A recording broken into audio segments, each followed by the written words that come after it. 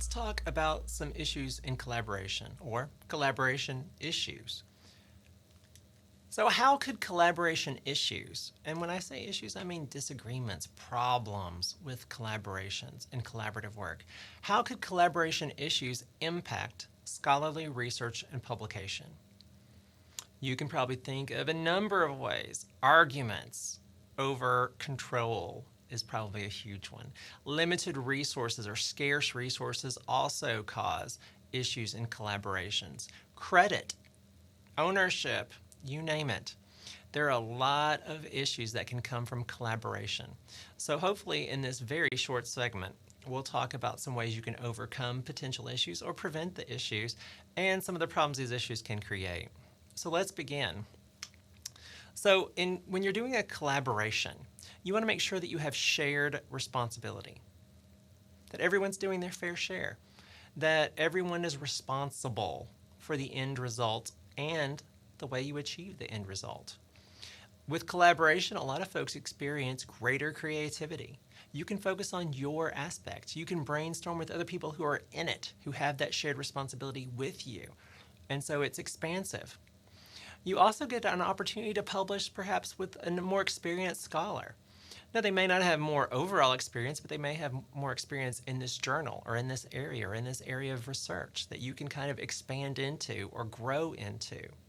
Again, as I mentioned, everyone doing their fair share is really important with collaborations, and deciding what that share is in advance is really important. Another problem with collaboration is that sometimes too many collaborators means too many opinions, too many different directions, and it's hard to make a decision and hard to decide where you're going. And sometimes, if you have too many collaborators, it could dilute the value of the publication for your CV, right?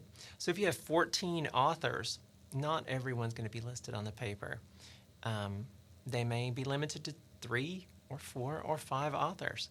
If you're author 14, it certainly is going to dilute the value of your publication. It's not going to show up under your name, perhaps.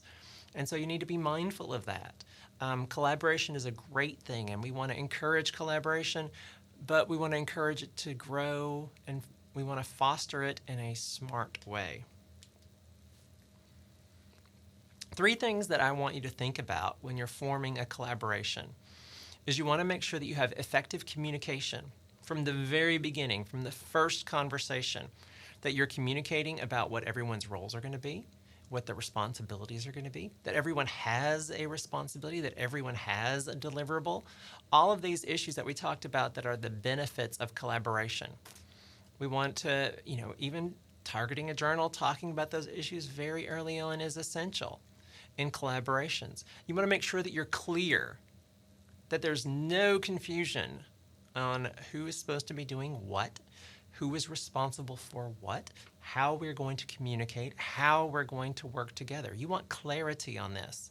And the way that you ensure that you're clear and that your communication has been clear is through documentation. Write it down in the clearest language you can find and use in the most basic terms. Be specific. Use a timeline. Use and allocate deliverables and document it. A great way to do this is via email. It kind of sounds distant, but you have your meeting, you write everything down, then you go back and you put it in email. By using email, you're adding a date and time stamp to that correspondence. And if it's clear, and your deliverables are clear, and your timeline is clear, and the scope of work is clear, and it's documented, there's very little argument in the future. It's there. It's all there in black and white, if you will, that everyone can see and understand. So collaboration can be a great thing. It's the way of the future, especially interdisciplinary collaboration is exactly what we're going to be seeing a lot more of. But we want to do it in a responsible way and in the right way. So if you have any questions, any comments or concerns on this or any other topic, feel free to email me, and good luck with your publication.